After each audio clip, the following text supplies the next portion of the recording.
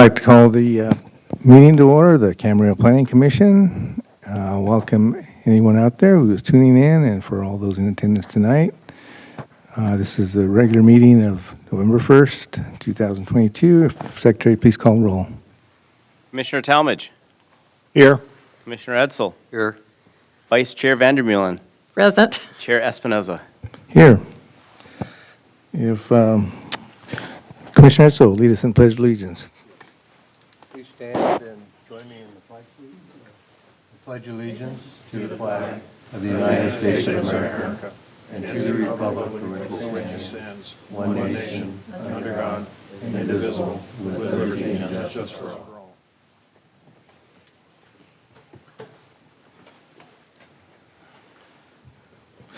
Thank you for that.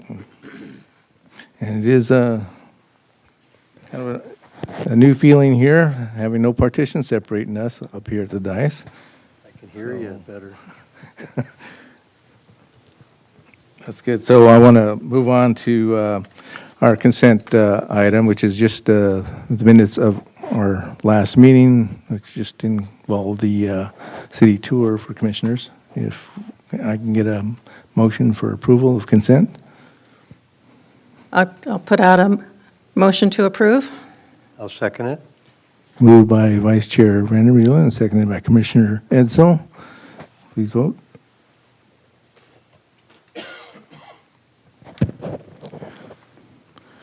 Okay, that carries 4-0. Now is the public comment period. So for anyone in the audience who would like to address the Planning Commission on any item that's not on tonight's agenda, or anyone at home who might have some input. Do we have any speakers, speaker cards? Okay. Seeing none, we'll go ahead and close the public comment.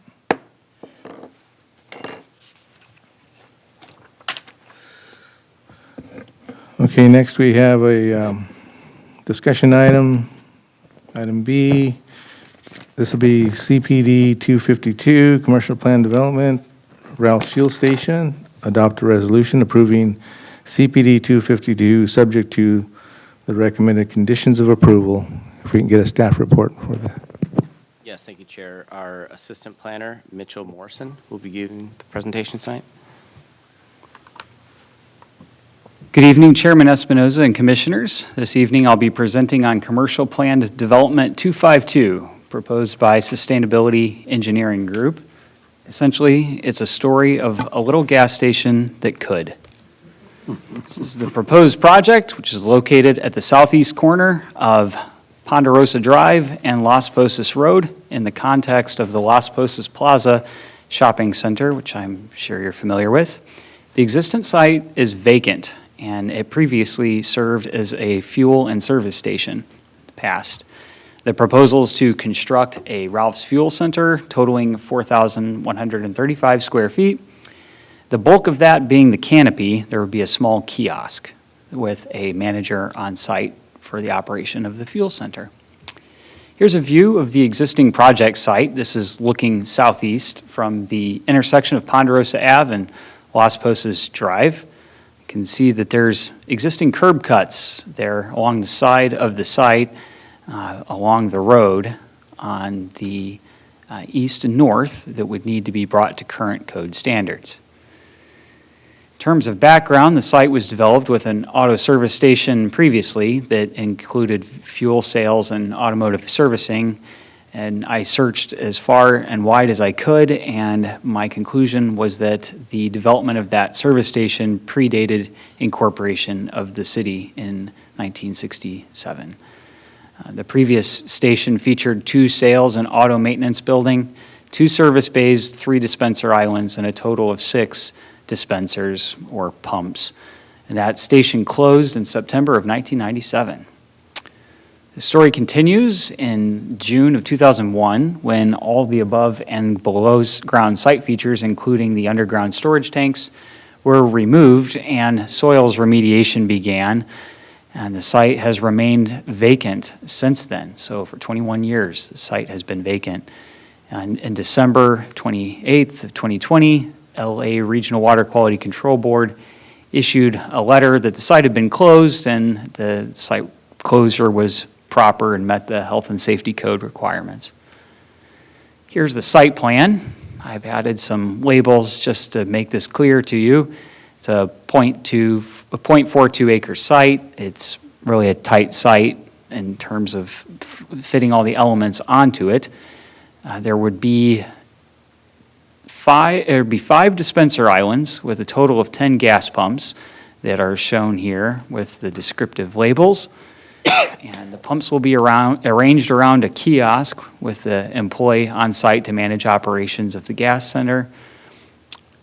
The project site would take access from existing shared access points at Las Posas Shopping Center, one off of Las Posas Road and one to the north off of Ponderosa Drive. You can see those labeled there. The project will also make striping and circulation improvements to allow for the safe circulation of vehicles on the site. And here are the underground storage tanks that would be located on the fuel center. Now, to illustrate the vehicular circulation, I created this slide for site plan circulation. So we'll assume that a vehicle is driving northbound on Las Posas Road, makes a right turning movement along the drive aisle, goes to the east that way, makes a northbound turn along the shared access. There's a Wells Fargo to the right and the new fuel center to the left.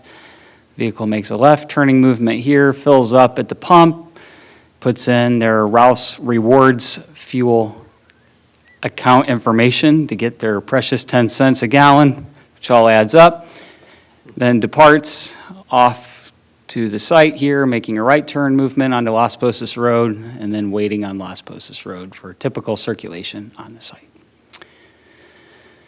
As you're aware, there'll be a future capital improvement project here. Things have changed in the past 50 years from when there was previously a fuel center on the site. Projected traffic on Las Posas Road will necessitate the installation of 2 left turn lanes on Las Posas here. Therefore, there's a condition of approval requiring a 17-foot dedication for improvements to the right-of-way. So to illustrate that, the property boundary will shift to the east like this to make way for a future capital improvement. And that way, the fuel center has the space available at such time that that CIP project is triggered. The site plan for landscaping also is another thing that's changed in the past 50 years. It requires a post-construction stormwater management plan to meet the city's current stormwater management ordinance. So the PCSMP, as it's called, post-construction stormwater management plan, will need to go into that western perimeter there. And it will also feature landscaping. So there'll be bushes in that help treat the stormwater and also serve as a screening element for the vehicles that are circulating on the site. So there'll be landscaping there along that. So here's a little call out of the PCSMP. Here's an elevation sheet, and you are aware from the Architectural Review Committee meeting that the staff worked with the applicant and his architect to identify colors, textures, and materials that are shown on the finish legend here that will match the existing architecture of Las Posas Plaza, which was recently updated in 2017 through a major modification to the commercial plan development permit. So this is a modern interpretation of the Monterey-style architecture. The important element here being that the standing seam metal roof would match that of the current commercial tenants at Las Posas Plaza, and that the earth tone brick veneer and the cornice elements and fascia boards would meet the design requirements, not only of our community design element, but also of the environmental setting in which the project is located. In terms of environmental review, staff reviewed the project under the California Environmental Quality Act, state guidelines, as well as the city's environmental guidelines, and staff determined it's categorically exempt from CEQA under Class 32. That's an exemption in state and local ordinance for infill development because the project is consistent with the general plan. It's within the city on a site less than 5 acres, has no habitat value for threatened, endangered, or special status species that we all love, like the coastal California gnatcatcher or burrowing owl. I didn't see any out there when I was visiting the site, and there's no significant effects for traffic noise, air quality, or water quality. And the project will be served by existing utilities and services as infill on the site. So therefore, no additional environmental review. In terms of staff review, this design is consistent, as I've said, modern interpretation of Monterey-style architecture. They're going to use varying textures, including stucco, brick veneer, a standing seam metal roof to meet the community design element requirements as well as the environmental setting. And lastly, the project complements the tenant mix there at Las Postas Plaza and adds value to the site because it's been vacant for over 20 years. And it's a different type of use. Hopefully when people come to fill up their cars, they're also visiting local businesses while they're making their trip. So the suggested action here is to adopt the resolution approving CPD, subject to the conditions of approval that are in your agenda packets. And action is final unless there is an appeal. And this concludes staff's presentation. Okay, very well done. Thank you for that. Now, can I get questions from commissioners? Commissioner Edsel. I just, maybe to clarify, and I think I know the answer to this, but on the discussion on the agenda item, they talk about no public hearing notice was required for the application. Could you kind of explain that a little bit, of why it's exempt from giving public hearing notice?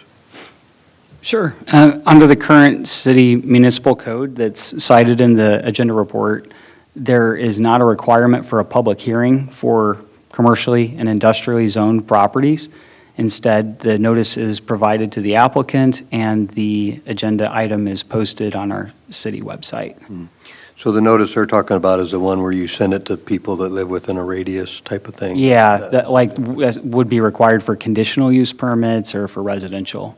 Okay. So that's what's referenced there is the public hearing notice, the notice in the newspaper, and then the mailings that go out to us like 300 or 600 foot radius. Okay. And then I had one other question, at least for now. In the report, it also talks about because it was previously a contaminated property, and it says that the Ventura County Department of Environmental Health reviewed the application and provided conditions to avoid threats to human health and everything. Could you kind of explain what some of those conditions were? Sure. To address that. Be happy to summarize those. They are conditions 106 through 108 on the commercial plan development permit. In a nutshell, they require the applicant to submit a hazardous materials management plan. It's specifically called a hazardous materials business plan. And as a result of the Environmental Health Division of the county reviewing the application, they put this condition on the permit. And that regulates the usage of hazardous materials. And then there's another one that specifically pertains to underground storage tanks. So prior to the issuance of building permits for this site, the applicant will need to submit the hazardous materials business plan to the county because the Environmental Health Division of the county also serves as the certified unified program agency with jurisdiction for the use of hazardous materials. And then do they continually monitor that with all stations? Yes. So another part of that is the site is assigned an EPA ID number, and then the hazardous materials business plan must be submitted to the regulatory agency annually. I bet they didn't do that 50 years ago, huh? It's hard to tell. Have to ask Adolfo. Yeah, thank you. Vice Chair Camarillo? So on that then, I just want clarification, and so this goes out verbally, as far as a couple of us had questions then, as far as knowing that there is still a light amount of contaminants in the soil and down, and that if they dig down, they're going to have to dig down to put in the new tanks and stuff. So this is the control that will check on that and then make sure that there's nothing flying around in the air that's going to be hazardous to people that are working or driving or shopping in that area, or, keep track of making sure it's all done safely. So is that correct? That's correct. There's another item to the discussion here, because the Los Angeles Regional Quality Control Board issued the closure letter, and that's what points to the possibility that there could be petroleum hydrocarbons in the soil. However, the site was properly closed. So we know that it meets the criteria for low risk, but it's a hard thing to know with any soil on a site until it starts to be excavated. And that in this case, these two conditions of approval would require the safe disposition of hazardous materials if they're encountered. Yeah, because with this, because we didn't get a copy of the closure letter, but we also don't have the history of how far or intense any of the contamination was to start with when they started monitoring it and remediating it. So we don't have that background. We know that they sent the closure letter, so apparently it's tested out appropriately at this time. Yeah. And David, can I go behind the seal? Yeah. We're going to go behind the seal. Here's the closure letter from the Regional Water Quality Control Board, and just to add to the discussion, the closure letter contained the statement that the case meets all the criteria for low threat underground storage tank case closure policy. So we know the agency with jurisdiction over that has concluded that it's a low threat. And then furthermore, it's like for like. So it was previously a fuel station, it's going to continue to be a fuel station. So there's not an increase in the sensitivity of the use, which is what's also alluded to in that letter. So, and then if I could just add in, as part of the county's permit process to get approval to install the underground tanks, or even just to kind of modify them or remove them, they have to go. The applicant would have to go through this process to secure a permit from the county, and at that time, that's when they would also condition it. And one of the conditions would be to monitor the site during construction, before Okay. just during construction, just in case, because it does mention that there may be some exposure or contamination still in there, but it's at the acceptable levels right now. But there will be requirements to monitor that, to kind of get to your point of, people driving by and, they're being exposed to. Walking to the bank or, to something, that's close by. Yeah, exactly. But, and also, Mitchell, on this, like for like, it's actually like for better to me, because it's not going to have the repair part of it, oil changing and different things going on that were there originally at the original station that was there, if I'm reading that correctly. I agree. The previous station included retail fuel sales and automotive servicing, and had associated equipment like clarifiers that are not in this proposed station. Yeah. Okay, I think that's, well, I don't know if my question as far as space for the cars should be related to you or to the developer, or who's here, as far as, I love your little car demonstration that went around. It's obviously not to scale, Yeah. but it pointed out the traffic, the Traffic direction and stuff, much easier than reading the directions, trying to figure it out, and even looking at the drawing. But how much is the distance, how long is the distance for the two pumps? And if you have two cars getting gas at the same time, is there plenty of room for the back one to pull out and still drive around the front car to be able to get out of the station? I'll take a swing at it. So here is the site plan for circulation. So we worked with the applicant closely to ensure that the width of the drive aisles meets the code standards. They're on the one-way portion of the drive aisle to the west. There's at least 24 feet width of the drive aisle. Okay. And then to answer your question directly, to the north there, where it's a one-way drive aisle, that's also a 24-foot width. So it provides sufficient space for a vehicle to drive around a car that is temporarily at a pump. Yeah, 'cause just, I'm not visualizing or knowing the length of the stations for the two pumps that's paid from the east side of the back pump to the west side of the front pump. And so I'm thinking part of the front car could be poking out into the drive, but if you've got that much space, there should still be enough room to go around.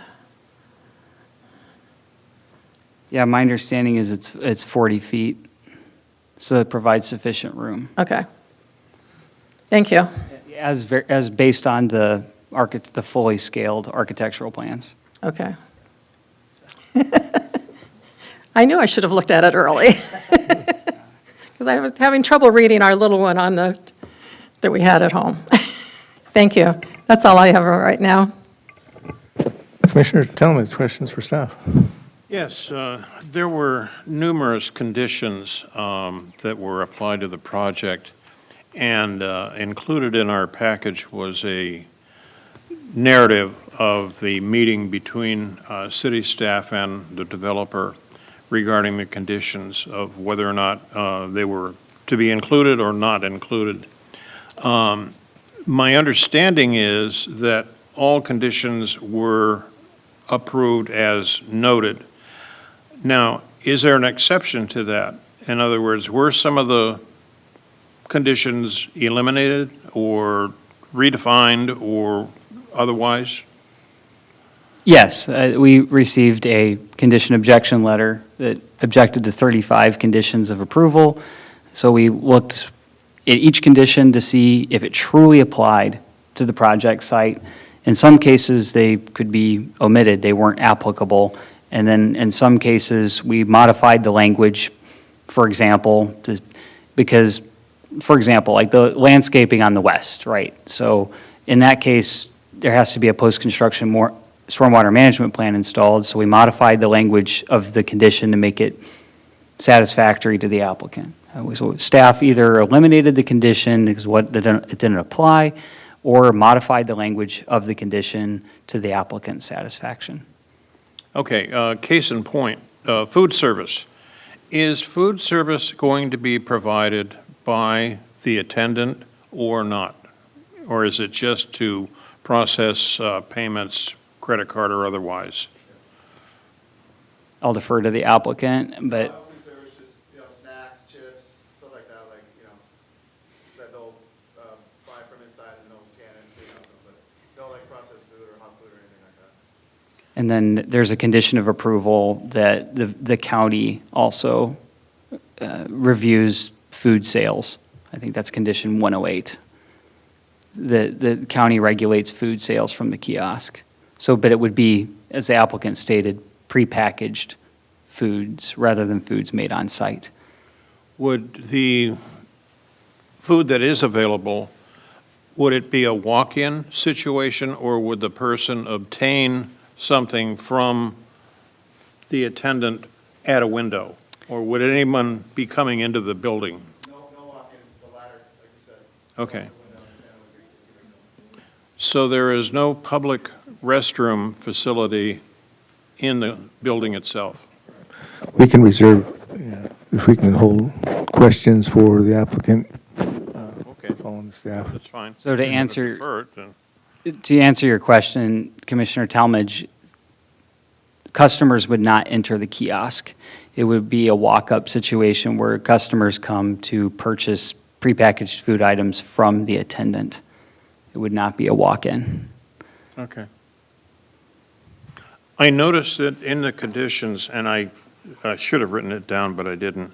One of the conditions noted there were three things. It's either already approved or approved with the project, new to the project, or a condition of, say, if there was a mitigated negative declaration, then the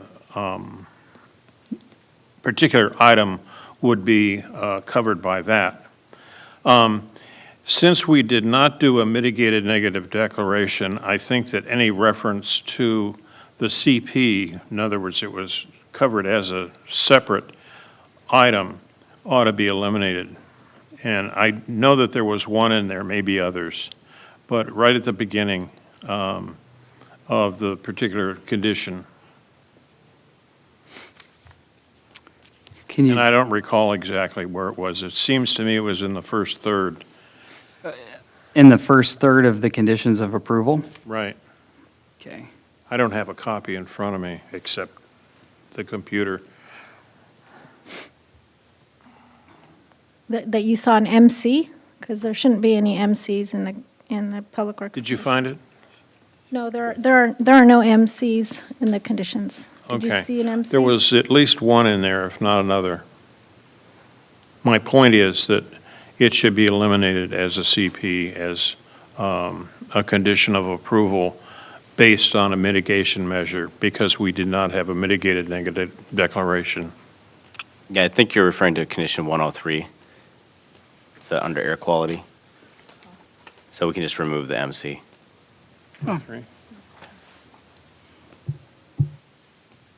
Okay, it's condition 103.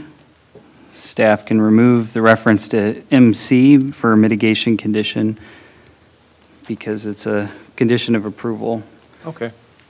and for a project for which no M&D was prepared. It's more of a typo than anything.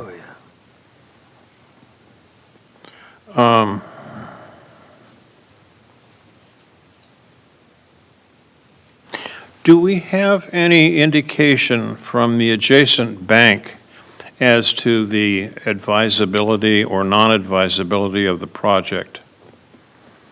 Because there's a Wells Fargo bank in the building next door. Is there any comment from them either way? Staff received no correspondence from the Wells Fargo Bank. Okay.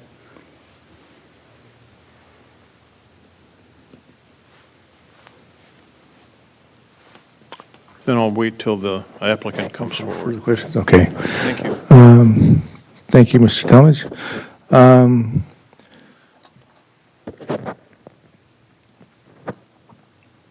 So I think I first wanted to ask if you could clarify for me what you mentioned about the discussion item versus the public hearing item on commercial-type projects. Since for the past 4 years, it feels like we've had public hearing items involving both. So, Yeah. so I'm just unclear still to this day as to what the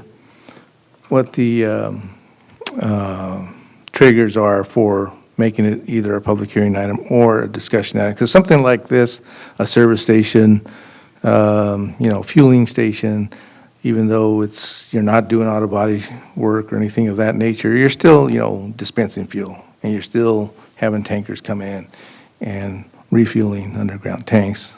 So there's still like some sort of public concern where you might want something noticed like this and have more public input and involvement. So if you could just kind of share what the distinction is between not having it be a public hearing item versus a discussion item. Yeah, so it depends on the type of permit. So for conditional use permits, we go through a public hearing, but for commercial plan development permits and industrial plan development permits, it's a discussion item on the agenda, and it doesn't require a public hearing. But beyond that, And just kind of tag on to that, it's the type of permit and the zone that it's in. So some of the zones in our municipal code require a public hearing, where some don't. So it's one of the items that we kind of have on our to-do list to kind of, because it is confusing. So we want to standardize that and make it consistent throughout the code.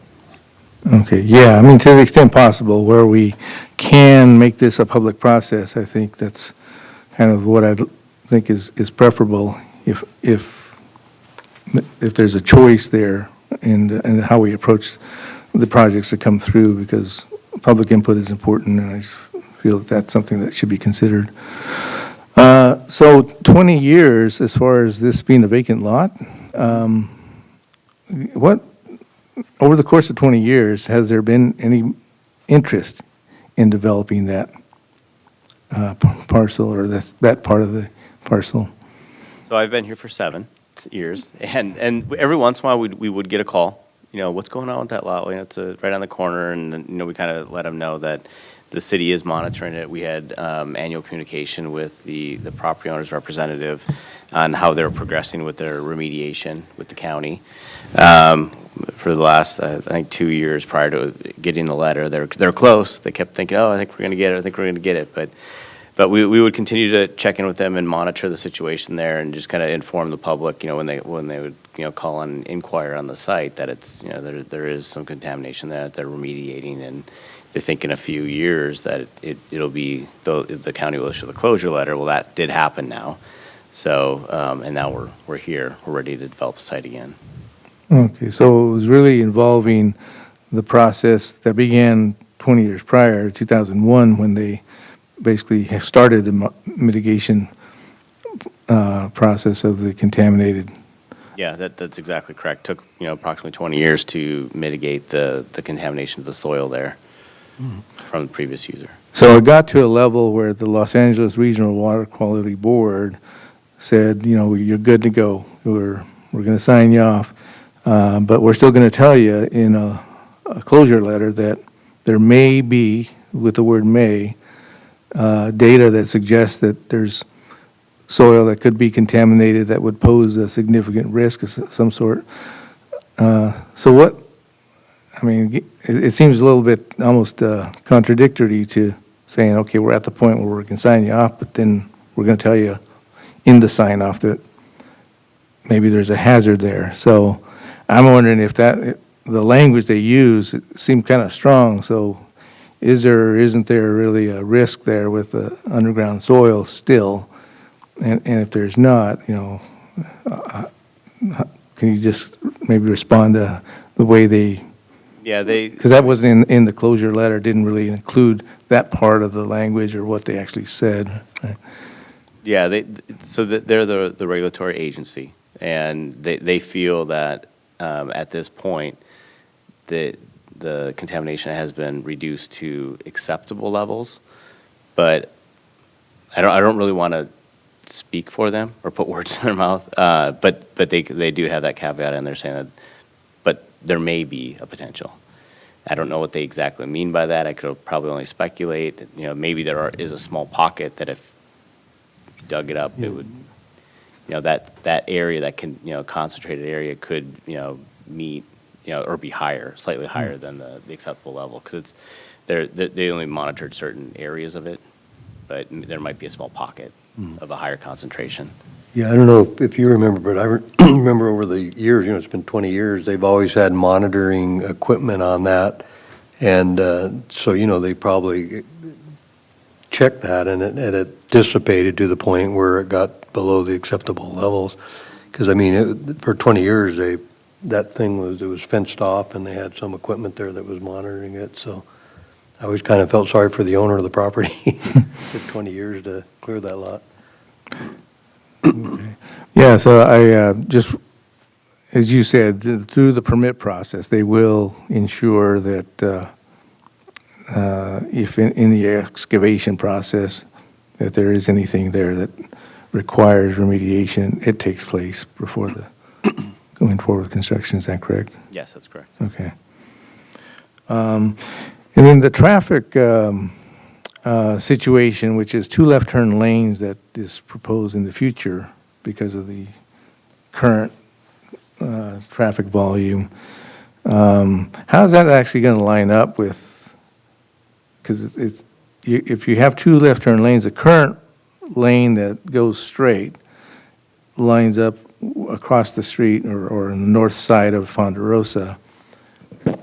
So is that second lane on the right going to be a straight and left turn, both, or exactly how will that line up on the other side, on the north side? Yeah, there will still be 2 through lanes, and then where the widening occurs, where you saw the red lines move, that'll be a right turn pocket. So yeah, you will have right turn, and the second blue left turn that you're showing there, right, currently it lines right up going straight up Las Posas, north, beyond the intersection. So there'll still be 2 through that if there's a slight jog, but it does look like there's room to get the lanes just nicely through the intersection. Okay. Okay. And I think that's all I have for now.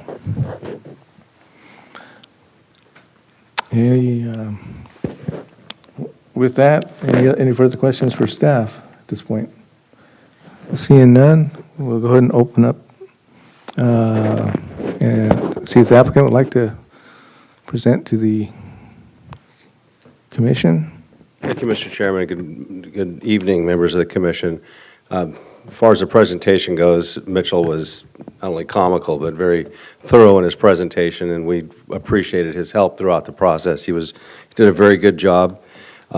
We've reviewed the conditions at this point. Yes, we had several issues with the conditions, and staff was very amenable to changing some of the conditions that actually couldn't be satisfied if we proceeded. So we're at a point where we can agree to the conditions. So thank you, Mitchell. Thank you, staff. You did a great job, and I'm just here to answer any questions. Questions for our applicant? Ms. Talmadge? We were, excuse me, we were able to ask a number of questions in the prior meeting of the Architectural Review Committee, and I wonder if you could summarize quickly how the facility would operate, the attendant, et cetera, how people would use the facility and access in and out. Just a real quick overview for the benefit of the rest of the Planning Commission. Sure, and it's my understanding that the facility will stay open 24 hours a day. The staff attendant most likely till 10 o'clock at night, 7 o'clock in the morning.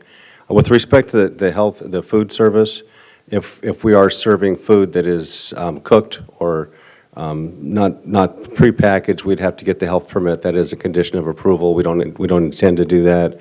The service attendant it basically is there to serve the public if there's any issues with the pumps, that type of thing. So it's pretty simple deal.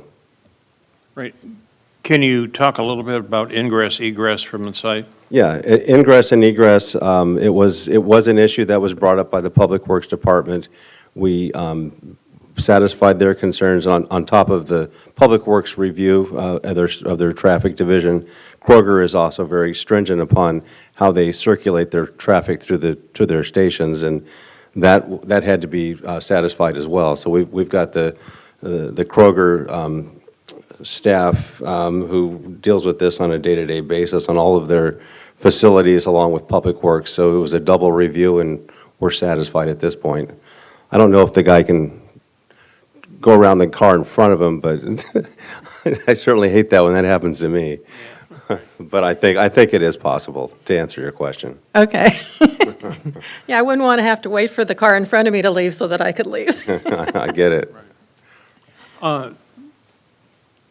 Maybe not the last question, but I wonder if you could talk a little bit about, because a right-of-way needs to be dedicated for future development of Las Posas Road, if you could talk a little bit about the landscaping that would be provided as a result of your project. Sure, and we didn't have a problem with the original requirements.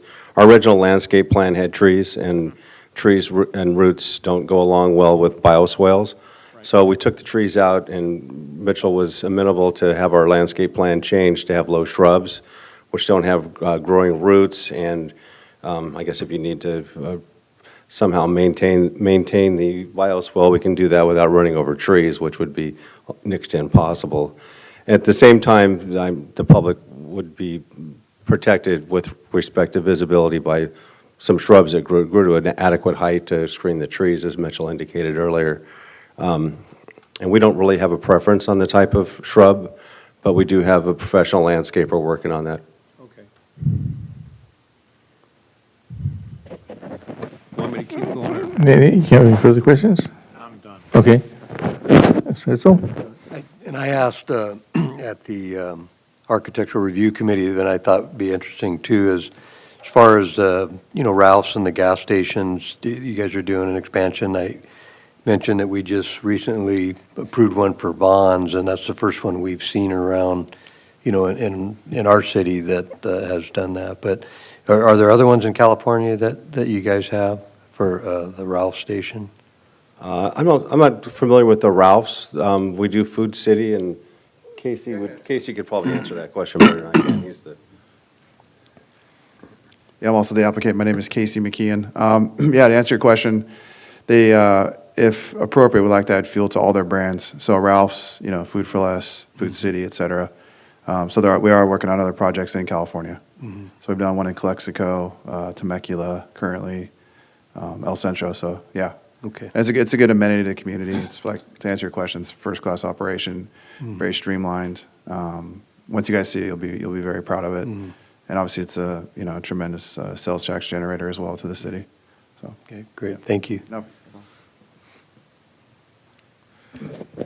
Ms. Vanderbilt?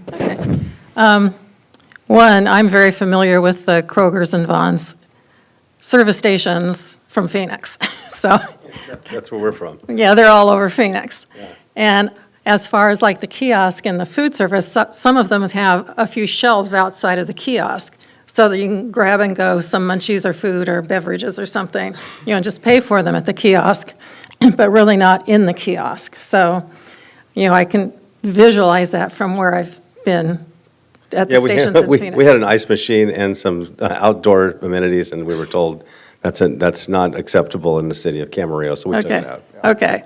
So, but, to answer your questions, Gene, as far as, it's not usually inside unless they have a larger store with it. So, not if it's just the little kiosks. And somewhere in there it mentioned that you might have to have, under fire protection, a fire hydrant. Is that in the plans? And if so, where would it go? Or do you feel you're not going to need to put that in? No, that there's no need for a fire hydrant. The fire department indicated that we didn't need a fire connection either, and that if we did have fire sprinklers at the point of the building permit, that we could utilize the public water system because it was so small. Okay, It's a manufactured building. Typically, you don't have them, but if we do have them, we have enough pressure from our fire flow test to go ahead and provide that from the existing community water. okay, Public water, rather than doing the fire. the fire hydrant. Right. And I guess my only other comment, not that I don't know how much of a concern it is just that this will be the third gas station within like a block. So you've got one across the street and one a block down. But at least they're in different areas. I just don't know if that's going to be too many gas stations in one area, but I'm all for Ralph's gas station going in. So their gas is usually a little bit cheaper. Well, I think this is going to be the most aesthetically pleasing gas station in Camarillo. Probably, okay, all right. Yeah. I think that's, I got my other answers on having to excavate all the ground and what that would do. I think that's all I have for right now. Thank you. So I wanted to ask, in the agenda report, it mentioned that, there was a back and forth with the conditions that were, they're objected to and so forth, and it was great that staff worked with you and you got to this point. But it seemed like there was a concern about traffic on your part and whether you felt that there was no traffic impact to the fact that you would have a service station there. Is that what was No, meant by that? I think my point is that Okay. the traffic had been there before with the prior use, and with the environmental concerns, you use the base traffic from the prior use for reestablishing the use. So there wouldn't be any additional traffic, technically speaking, and so there wouldn't be a nexus, and there's case law to say that we wouldn't be required to give you the 13 feet, but we've talked to Kroger and the property developer, and we've agreed to give the 13 feet without objection. Okay, great. And I have to ask this, because honestly, it's a shame that it's been sitting there. It seems like a good piece of property for 20 years, to be vacant and that we've gotten to this point where it can be developed. But given where things are going in terms of gasoline consumption and future evolution, especially in this state in particular, because they've got like requirements for, I think by 2035 to be zero emission vehicles. I don't know whether that's realistic or even attainable, but still that's sort of the direction things are headed. So do you have some sort of like future outlook for whether things might be converted to electric if it gets to that point, or what you foresee? Yeah, no, and we get this a lot on our projects. Like I said, we're like Kroger's preferred fuel station developer. So they do forecasting, obviously, and see trends, but they also have the wherewithal to switch out, technology if that comes about. We were actually working on one in San Clemente where it was going to have traditional fuel, hydrogen pump, and then obviously electric charging stations. So they have the capacity and the wherewithal, being Kroger, the nation's largest grocery store, to switch out that technology if the time permits. But I will tell you, the gas station guys in California, whether it's Circle K or Maverick, they're in massive expansion mode. So they obviously know what they're doing. They're spending millions of dollars building out these fuel stations. So I always just kind of look to them as a barometer of where that technology is going currently. Yep. It's surprising, but. But like I said, that's the great thing about. I believe you. Yeah, that's the great thing about Kroger is they have the wherewithal. They can switch out if they need to, et cetera. So. Okay. Yep. All right. Any further questions for the applicant? Yes. Commissioner Dodge. Is there any thought in the future of electric charging station for electric vehicles? Yeah, I mean, like I just said, they have that capability now. It's just that technology does not currently exist quickly unless it's like a Tesla, supercharging station. But Kroger has that wherewithal to implement that technology if the time requires it. Second question involves, where do you actually price it? Where do you put the price per gallon charge advertising for the public? For I Ralph's? didn't see a sign. Yeah, I mean, they typically like to, in other states where we work, they'll have the pricing on the canopy. So I know it's not an option here. So they will a lot of times advertise in the grocery store. And then obviously, if they have their preferred customers on an email list, they'll advertise there. So not at the station? Correct. Oh, I see. Okay. I guess, and there's also the option of a separate sign permit where we could do a monument sign and show it on one of the streets or both. All right. And by the way, I did find that a comment was on 103. That's where the CP showed up, so that's probably a pen and ink change, not substantial at all. So that's it. Thank you. Okay. Yes, Vice Chair. Just one other remark I wanted to make to clarify, but for people that are listening, for this understanding, as far as I saw in there, there's not going to be any diesel gas sold at the station. Correct. So it's just, when it's smaller, there's not a lot of room for the bigger vehicles.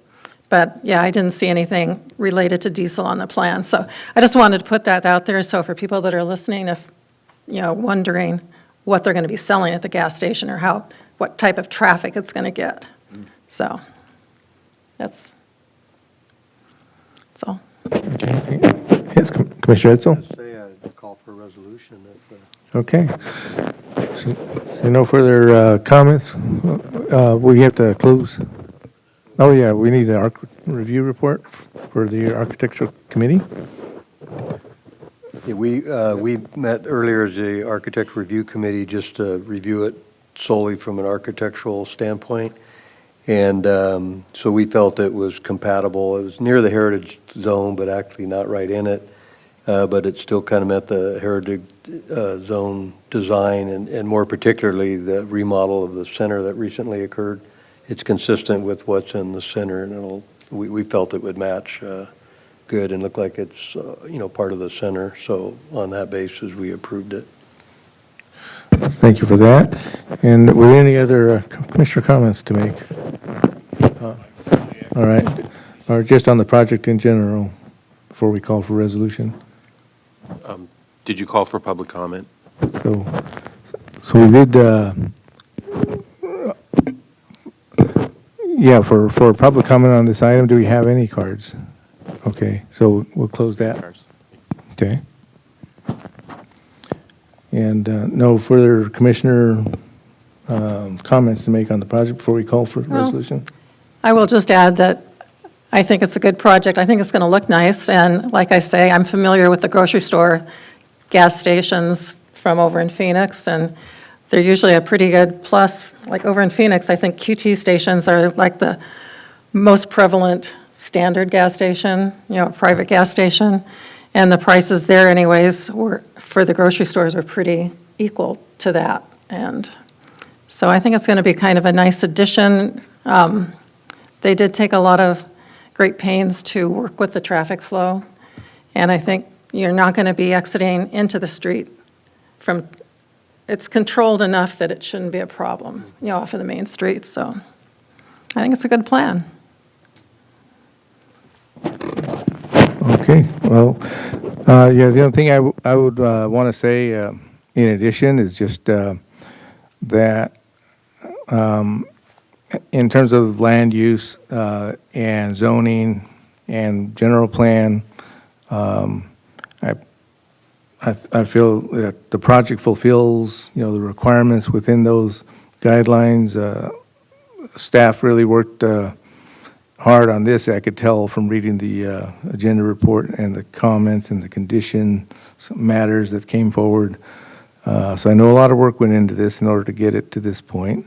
So I appreciate that. I'm still at the point where I wonder, as was mentioned, that there's a continued expansion of service stations.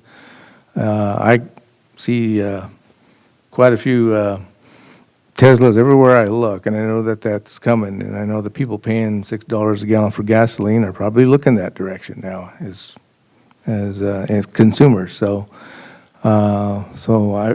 I believe it, every word about there being expansion taking place with service stations, but and I don't know that this was necessarily a public demand, but I think that I'm glad to see the land being developed, and I think that what you're doing with it is very appropriate and will look good, and appreciate the work that went into it, both the applicant and staff. With that, we'll call for resolution. Resolution number PC 2022-17, a resolution of the Planning Commission of the City of Camarillo approving a request by Sustainability Engineering Group for a commercial plan development permit for an automotive fueling station in the CPD zone, further described and set forth as CPD 252. I'll make a motion to waive further reading and vote for adoption. I'll second. Okay, moved by Commissioner Edsel and seconded by Vice Chair Vanderbilt. And please vote.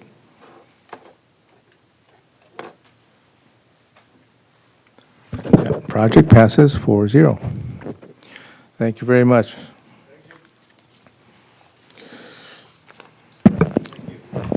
Okay, moving on to Director's Report.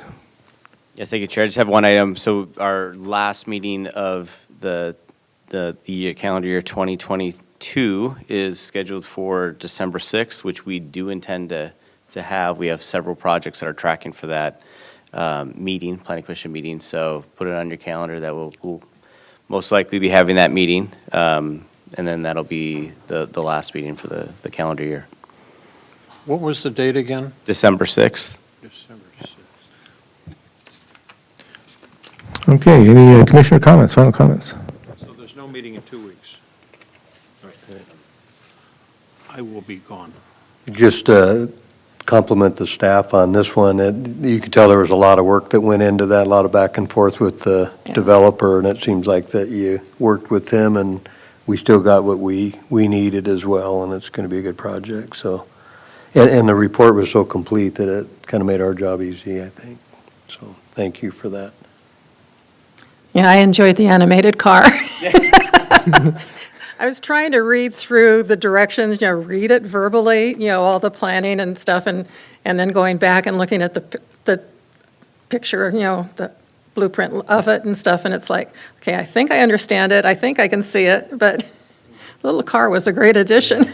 He was driving kind of wild, though, wasn't he? I don't know. Also a little oversized. Mr. Talmadge? Yes, again, compliments to staff on putting all of this together. It seems like a very simple thing, just put in a service station, and because there was a service station there before. Well, not so fast. There's a whole lot more to it in terms of traffic impacts, in terms of potential leaking tanks that had occurred ahead of time, et cetera.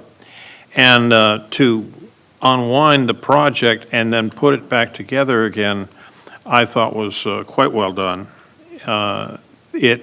It just is a service station, period, but it does have tanks with it and does have an attendant, et cetera. But this particular, while it seems on the surface to be very, very simple, there's a whole lot more to it, and my compliments to all of the staff in putting this together and running it through, and even with the meeting on the conditions of approval and reaching an agreement with the developer on the agreement for what conditions would be part of the package and what would not, what was applicable to the project, what was not, was very well done. So my compliments. Second thing, moving off of the agenda, but more specifically, next Tuesday, a week from today, is voting day. And I encourage all of you to cast your ballot. If any change is going to occur one way or the other, it happens through the ballot box. And whether you mail, whether you go in and do it, whether you use the drop box, whatever, but please vote. Please get out and vote. It's so important. People say, it never gets anywhere. Well, it's because of apathy, and we have to be careful of apathy, and we need to be decisive in what we decide. It's our opinion, and so be it. Vote for the candidate, the issue of your choice, but whatever, please vote, and please exercise your right as a citizen to get out and vote. So, thank you. Thank you for those comments. Good reminder. Please vote. And I have nothing further. So with that,